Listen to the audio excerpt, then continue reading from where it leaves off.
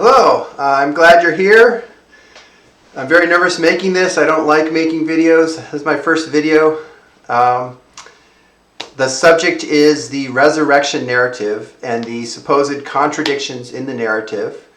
What the video is about is how I personally harmonize these contradictions between Matthew, Mark, Luke, and John. I believe they are a marvelous depiction of what happened at Christ's resurrection. Who am I? I am a Christian. I believe in biblical inerrancy and the authority of the Bible, that it was handed down to us from God. Why am I making this video? I have an acquaintance on Discord who said they were a believer, and then they fell away due to many reasons. One of the reasons was they said because of the contradictions in the resurrection narrative. And that made me look into it. What are these supposed contradictions? How could they cause someone to not be a believer? Is there any truth behind them? Let's investigate that. Let's see what's going on. What is it? When you go on the internet and you argue with someone, so I'm here talking myself. I'm arguing my position from what convinced me that something was true or what the truth was behind it. So that's how I want to present this video to you. I'm not trying to convince someone else of what the truth is. I'm just trying to share what convinced me of the truth behind the resurrection narratives, if that makes sense. So I'm going to tackle the hardest contradiction first, which is this earthquake and angels. In Matthew talks about how the women come to the tomb and there's a severe earthquake occurred, for an angel of the Lord descends from heaven and came down and rolled away the stone and sat upon it, and his appearance was like lightning, and his clothes as white as snow, and the guards shook from fear of him and became like dead men. And then the angel goes on to speak to the women. And here you see that depicted in a picture I found where there's the angel, you see the guards over here, and they're falling like dead men, and the women are amazed, and the angel starts speaking to them. However, in Mark you have, the women come to the tomb, they say, who will roll away the stone? They look up and they notice the stone's been rolled away, and they enter the tomb, and inside the tomb an angel starts talking to them. The same with Luke, the same with John. They come to the tomb, they go in the tomb, and the angel is speaking to them. So why are Mark, Luke, and John talking about an angel in the tomb, and Matthew has the angel coming down, making the guards fall asleep, rolling away the stone, sitting on the stone, and then speaking to the women? What is that disconnect? Why? That seems like a contradiction to me. A very patent contradiction where there's an angel outside versus inside the tomb. How can you possibly harmonize that? And I think the way that I've harmonized it in my head is it first started when I noticed it says a severe earthquake had occurred, speaking in past tense. And so I feel that this earthquake happened before the women got there. The angel came down, the earthquake happened, the guards fell like dead men, and then the angel went inside the tomb. Then the women got there, they came in the tomb, and then the angel started speaking to them in the tomb. So my first evidence of that is the severe earthquake had occurred. That's speaking in past tense here in this verse. The other thing I want to point out is it's the guards that are falling asleep, not the women. So, if the women were there, wouldn't they have fallen asleep as well? What's this magic that's happening to the guards? Matthew's talking about the guards falling asleep. And then the thing is what the angel said. So here's the angel in Matthew that is supposedly on the stone, says, do not be afraid, for I know you've come to look for Jesus. He's not here, for he has risen. Come and see the place where he was lying, and go quickly and tell his disciples. Now let's look at what Mark says. Remember, Mark has the women in the tomb, and that angel says, do not be amazed. You're looking for Jesus the Nazarene who has been crucified. He has risen. He is not here. See, here's the place where they laid him. But go and tell his disciples. So I would argue that this wording here between Matthew and between Mark is similar. which also leads me to believe that the angel in Matthew speaking is the same as the angel in Mark. The other thing I want to point out is in Matthew, as soon as the angel speaks to them, the angel says, and they left the tomb quickly with great fear and joy and ran to tell his disciples. That also leads me to believe that the angel that's speaking in Matthew is inside the tomb, because you have them leaving the tomb after the angel speaks to them. Matthew doesn't mention them entering the tomb, but he does mention them leaving the tomb. And finally, the fifth point I want to make is the reason it's only mentioned in Matthew and not Mark, Luke, and John is because Mark, Luke, and John, either they didn't know that had happened. The women didn't know, because remember, this is happening before they got there. I don't know if Matthew was told by the Holy Spirit that this had happened, or maybe one of the guards that fell dead and took the bribery money told him and he eventually found out. Who knows? But for some reason he includes that information about the earthquake, and the other three do not.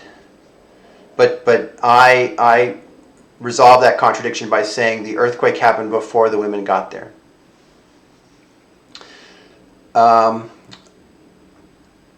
Okay. So here I want to talk about, this isn't necessarily a contradiction. It's just the angels talking.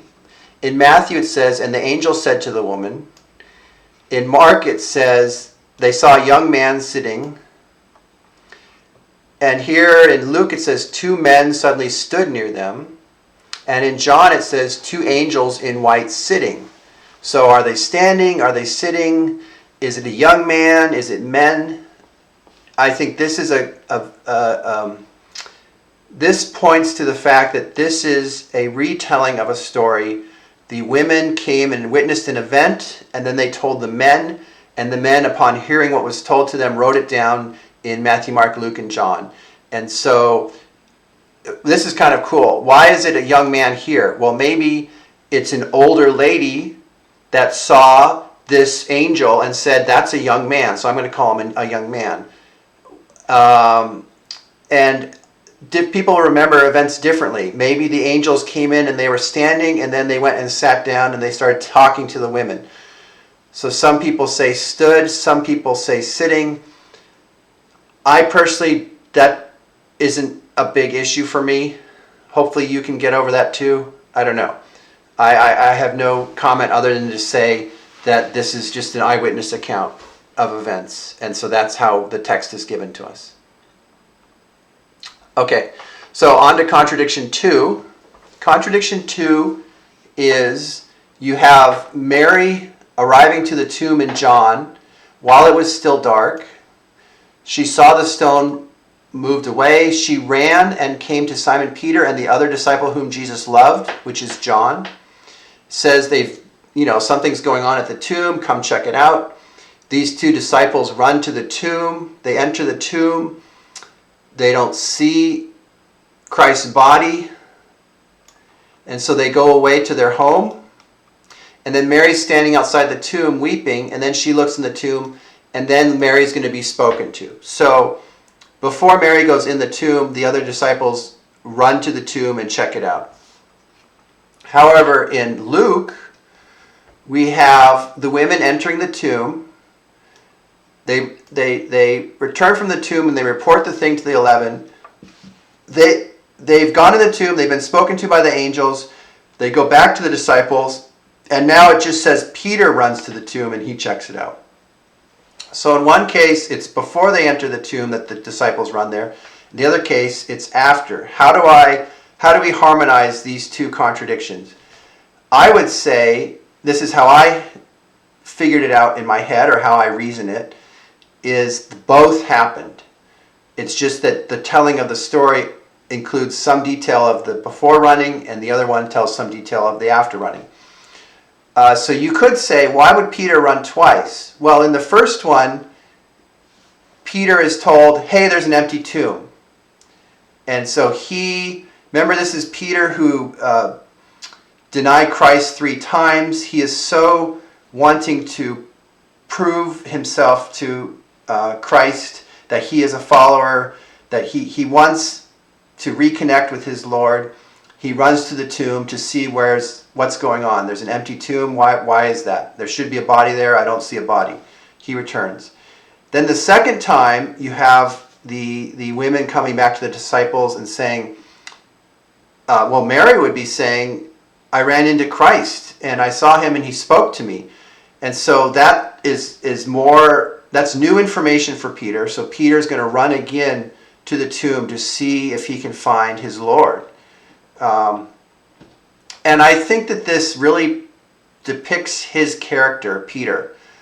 One of my favorite stories happens at the end of John, where Christ is on the shore and Peter is out fishing in the ocean, and they see him on the shore, and Peter takes off his shirt and jumps in the water and swims to the shore, because he says, I need to be over with my Lord. I need to be over there.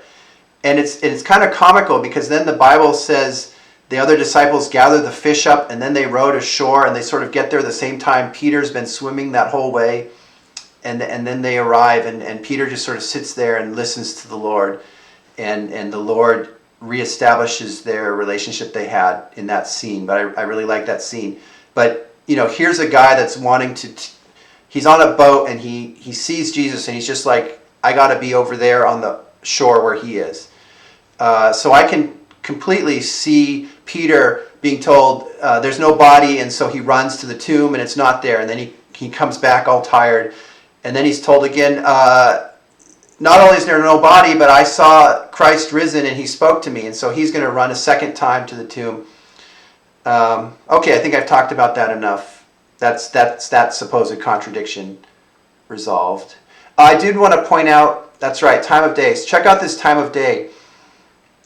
In Matthew, it's as it began to dawn, the women go to the tomb. In Mark, it's when the sun had risen. Early dawn in Luke. But then in John, it says still dark. And a lot of people say, well, maybe for some people might get up in the morning and say it's dark. Other people might say, oh, no, it's light. I think this is also, again, who you're hearing telling the event happen. But maybe there's something to John being still dark, because Mary maybe gets there early, and then Mary returns and says, come check out the tomb. And then the disciples run there, is how I feel about that. You also have the women that are mentioned. In Matthew, it's Mary and the other Mary. In Mark, it's Mary, and Salome. In Luke, it's Mary, Joanna, Mary, and other women. But then in John, it's excuse me. In John, it's just Mary. And I kind of think John just mentions Mary because Mary is the one that came and got Peter and John and told them that the tomb's empty, and John runs to the tomb. So I think that he's connecting people in his story as he tells it with those that he interacted with, possibly. But that's just my conjecture there. One day, hopefully, I'll find out what really happened. Okay, on to contradiction number 3. This is in John. It says, the disciples had just run to the tomb, and then the disciples left. And now Mary approaches the tomb, and she hears an angel, and then she's leaving, and Jesus is standing there and says, women, why are you weeping? Who are you seeking? And she thinks he's the gardener. Because she had gone there expecting to find a corpse to put spices on it, and there's no corpse, and so what her mind can't even contemplate what is going on here. So Jesus speaks to her, and then Mary runs and tells the disciples, right? And what's interesting, though, is in Mark it says he first appeared to Mary Magdalene. By the way, this is an aside, but in Mark 16, after verse 8, they say that is added text, that it was not in the original manuscripts, which is interesting. But they make the announcement that he first appeared to Mary, right? So here we have in John, he's talking to Mary. In Mark, he's talking to Mary. Then in Matthew it says, and they, the women, left the tomb quickly with fear and great joy to report it. And behold, Jesus met them and said, rejoice. Jesus said to them, do not be afraid. So here we have Jesus meeting the women as the women return from the tomb. So why in John is he talking to Mary, but then in Matthew he's talking to the women where they're touching his feet and they're worshiping him? The way I harmonize this is I say that Mary is at the tomb. Jesus sees Mary. Jesus talks to Mary and says that he's ascending to the Father. And then Jesus warps, or whatever it is he does, he warps over to the women that are on their way running away from the tomb, and then he meets them, right? What's also interesting is in Luke it says, some women among us left bewildered. They were at the tomb. They came saying they had seen visions of angels, but they did not see him. They did not see. So it's as if there's a bunch of women at the tomb. The women leave the tomb. Jesus sees Mary and talks to Mary. Then some of the women that are leaving, Jesus goes and sees them, but there's other women that leave that Jesus does not see. So I find that very interesting. But I find that all within the realm of possible. It's not ludicrous. That I think that can all work out. And that I've I don't know how to say this. I've convinced myself in my head. I don't know how to convince you in yours. I'm just going to put it out there what I see the solution as, and I'll let you decide. Okay, contradiction number 4. It talks, now this one I find very interesting. They got up, this is about the very end where in Luke here it says that they're in Jerusalem, they're in this house, and they're talking about how the Lord has risen. So now we had this event where there's people walking on the road and Jesus meets them and talks to them and explains how he was prophesied throughout the Old Testament, and then he goes and he's eating with them at this place, and then they realize who they're talking to, that it's really Jesus, and then he disappears. And so then these people run back to Jerusalem, and this is the scene now where they say the Lord has appeared to Simon, and then Jesus appears in their midst and says, peace be to you, see my hands and feet. And that's depicted in this scene here where they're touching where the spear pierced his side. But it doesn't, it says they found the 11 gathered, right? They're all there. They're saying, where is Jesus? And it's that very hour that they return to Jerusalem. So this is right almost that day that he's resurrected, that this is happening, and it says that they've all seen him. However, in John, it talks about that very evening, which fits with what we have. It talks about he shows them both his hands and his side. That fits with John's narrative, fits with Luke's.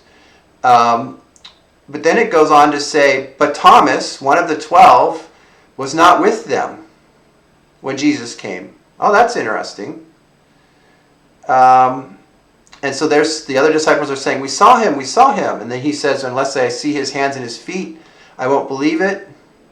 And then it says, 8 days later, his disciples were again inside, and Thomas was with them. And then Jesus came. So I would argue this is a complete contradiction. That the Luke event is happening right away. It's saying that they're all there. But in John, it's saying 8 days later. And what you have going on here is we have 4 narratives of Christ's resurrection. And for whatever reason, Luke decided to combine the 2 events into one event in his narrative, because either, I don't know if he didn't want to tell about doubting Thomas, or he only had so much information to share. But this is a clear thing that stands out, and I was sort of worried about making this video that I would be giving ammo to the atheists or the the non-believers, that they could use this to say to people, what's going on here? So I sort of feared sharing this with you, but I think that as Christians, we're the truth. We want to talk about knowing the truth. And the truth is, we have Luke and we have John. So we can read Luke and go, okay, that's interesting. And then we can read John and see, oh, there's more to the story than that. It's not just one meeting, it's actually two meetings. And there's more detail here. And they're not introducing new theology. There's not a new way to believe. We're not going to make a new church based on this information we have in John versus Luke. It's just filling it out more. It's filling out the narrative more. And I think that I'm okay with that. So I'll just leave it at that. That's my little speech. I did want to mention, of the four narratives, in Corinthians we have probably the first telling of the resurrection that people even heard, which I find very interesting. It says, Christ died for our sins, and that he was buried, and that he was raised, and that on the third day, according to the Scriptures, that he appeared to Cephas, and then to the 12, and then he appeared to more than 500, and then he appeared to James and the apostles, and last of all to Paul. So in this narrative here, it's a very small narrative. There's no mention of an earthquake. There's no mention of them feeling his side and touching his hands and seeing where he was pierced. There's no mention of the women, how important it was that the women first met Christ and spoke to him, and Mary. So seeing this really reminded me how grateful I am that we have Matthew, Mark, Luke, and John, and we have that story told of that extra detail of this very significant, important event. So I'll just leave it at that. So in summary, excuse me, the earthquake and angels, I would argue the earthquake happened before the women got there. That the angel on top of the stone went inside and then spoke to the women. For the runners, Peter and John ran to the tomb. Then Mary went in and saw Jesus, and then Peter ran back again to the tomb. For the first appearing, I would argue Jesus met with Mary. Jesus also met with women walking away from the tomb. And some of the women walking away from the tomb didn't get to see Jesus. And then the gathering in the room, the 10 met Jesus one day, and then 8 days later, all 11, including Thomas, met Jesus. That's how the event happened.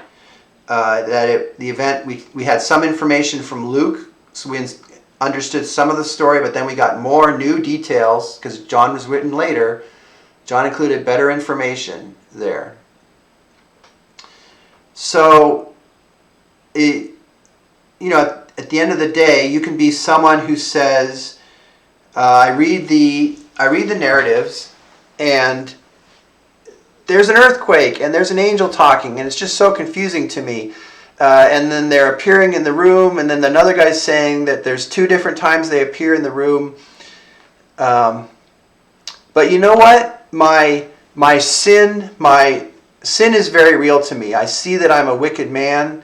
I look around the world to me, and I see all the amazing things that have been created, and I say there must be a creator. And so I wonder to myself, how can I get right with God? What is there something behind this Jesus? And so you sort of need to weigh the narrative's confusing versus my sin and my conviction and my...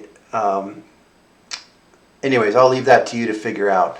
But I'm personally very grateful that we have a Bible, and I think the narrative and the way it's written is exactly how the Lord wanted it. And He's using a very primitive way to speak to us. He's using words in a book, and He's using me to talk to you. He's using you run into Christians all the day to speak about who this God is, and more glory to my Father in heaven that He's